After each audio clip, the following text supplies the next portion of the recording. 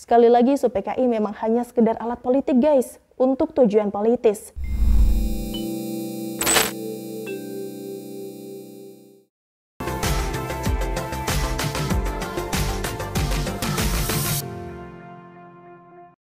Halo guys, Assalamualaikum warahmatullahi wabarakatuh. Salam sejahtera untuk kita semua.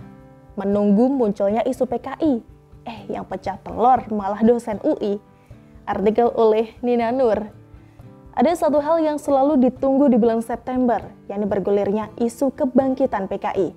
Isu ini pernah jadi isu yang dianggap paling seksi untuk menjatuhkan seorang Pak Jokowi, dari pribadi Pak Jokowi hingga partai pengusungnya, yaitu PDIP.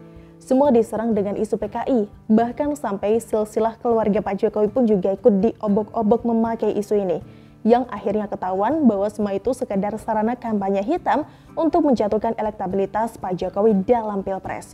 Namun terbukti guys bahwa isu pun tidak mempan. Lebih banyak yang percaya pada kinerja Pak Jokowi sebagai wali kota dan gubernur ketimbang isu PKI yang adanya di awang-awang. Isu PKI masih terus menggeliat. Beberapa tahun lalu kita pun mengenal Kiflan Zen, mantan kepala staf Kostrad, sebagai tokoh publik yang tidak hentinya menggaungkan isu kebangkitan dari PKI, sampai menyebut ada belasan juta hingga 60 juta pengikut PKI di Indonesia. Tanpa sanggup memberikan bukti konkret, sekedar obral omongan di mana-mana, ditunggu-tunggu laporan beserta bukti konkretnya oleh pihak berwajib. Karena kan kalau sudah tahu, mestinya wajib dong melaporkan pergerakan ideologi yang sudah jelas dilarang di Indonesia. Tunggu punya tunggu, nggak juga ada bukti konkret yang bisa ditujukan oleh Kiflan Zen. Yang ada pada tahun 2019, Kiflan Zen ini malah diungkap polisi sebagai dalang rencana pembunuhan 5 tokoh publik, yakni Wiranto, Budi Gunawan, Goris Mere, Luhut Binsar Panjaitan, dan Yunarto Wijaya. Yang begini apakah layak dipercaya omongannya soal kebangkitan PKI? Sekali lagi, isu PKI memang hanya sekedar alat politik guys, untuk tujuan politis. Sejarawan dari Lembaga Ilmu Pengetahuan Indonesia atau LIPI, Asfi Marwam Adam, dan juga mantan Ketua Umum Muhammadiyah Syafi'i Ma'arif, bersama-sama mengungkap bahwa isu kebangkitan PKI ini sangat syarat dengan muatan politik, yang jadi sasaran adalah Presiden Jokowi. Asfi menyebut isu itu sebagai omong kosong belaka, sedangkan Syafi'i Ma'arif ini menyebut jika isu itu tidak bermartabat sama sekali. Tidak lupa mengingat bahwa komunisme sendiri ini juga sudah runtuh di mana-mana. Sementara itu pada tahun 2020 lalu, lembaga survei SMRC ini juga sempat melakukan survei terhadap kepercayaan masyarakat terhadap isu kebangkitan PKI. Hasilnya guys, hanya ada 36% warga yang tahu atau pernah mendengar soal kebangkitan PKI. Sedangkan 64% warga tidak tahu atau tidak pernah. Nah, dari 36% yang tahu itu, hanya 38,7% yang percaya soal kebangkitan PKI, atau 14% dari keseluruhan peserta survei. Angka yang kecil sekali ya. SMRC ini juga menggelar survei serupa sejak tahun 2016. Hasilnya pun juga stabil guys, hanya di sekitar 10% sampai dengan 16%. Nah, artinya yang termakan isu ini ya orang-orangnya itu-itu aja kan. Mereka yang nalarnya entah lari kemana, miskin literasi mungkin, tidak banyak baca atau memang tidak mau tahu perkembangan dunia di sekitarnya. Atau karena tertutup rasa benci sama Pak Jokowi. Kepicikan mereka sudah terbalaskan dengan kemenangan Jokowi dalam Pilpres 2014 dan juga 2019.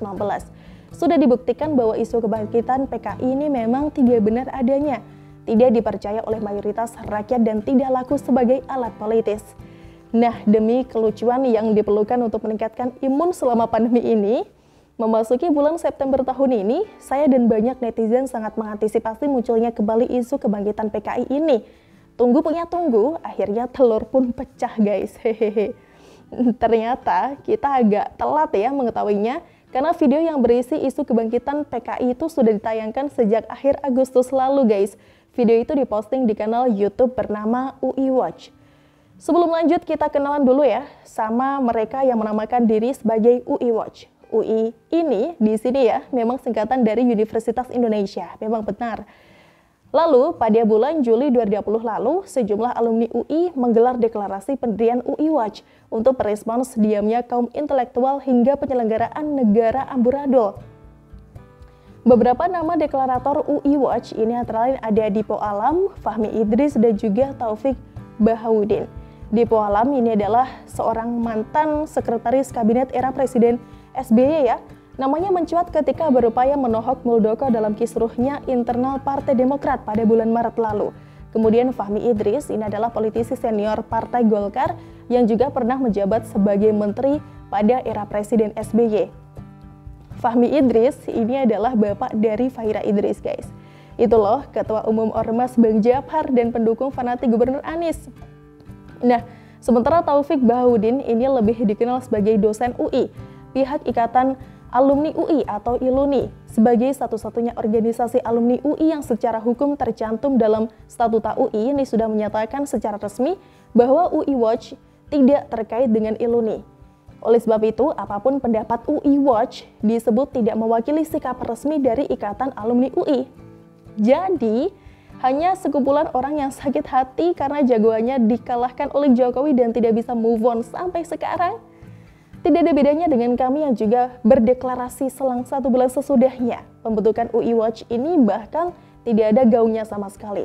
Saya hanya menemukan satu media mainstream yang di dalamnya ada berita soal deklarasi UI Watch ini.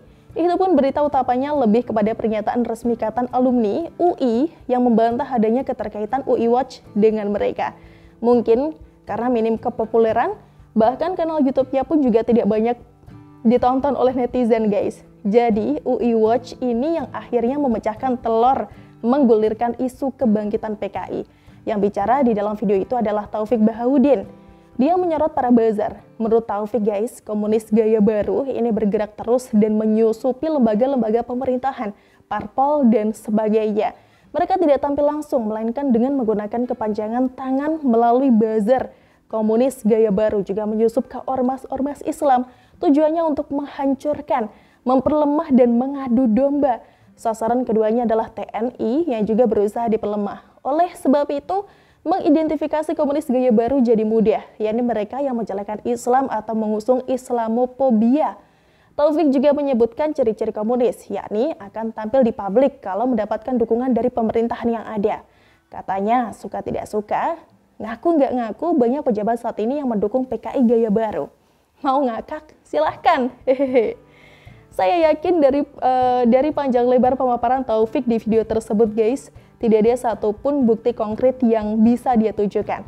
Hanya opini yang tak bernalar. Hanya dugaan-dugaan tendensius dan juga tuduhan-tuduhan kosong yang memalukan.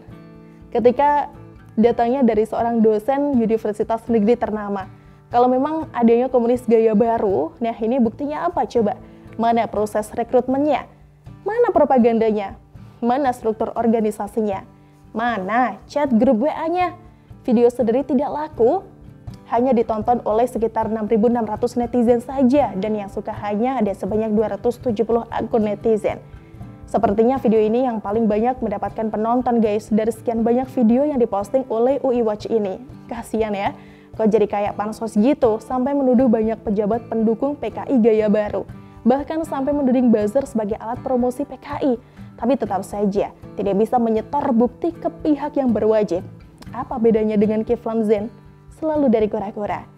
Gimana nih guys menurut kalian? Langsung tulis pendapat kalian di kolom komentar ya. Terima kasih buat kalian yang sudah nonton video ini. Kita ketemu lagi di Suara Rana selanjutnya hanya di channel 2045 TV. Bye-bye. Wassalamualaikum warahmatullahi wabarakatuh.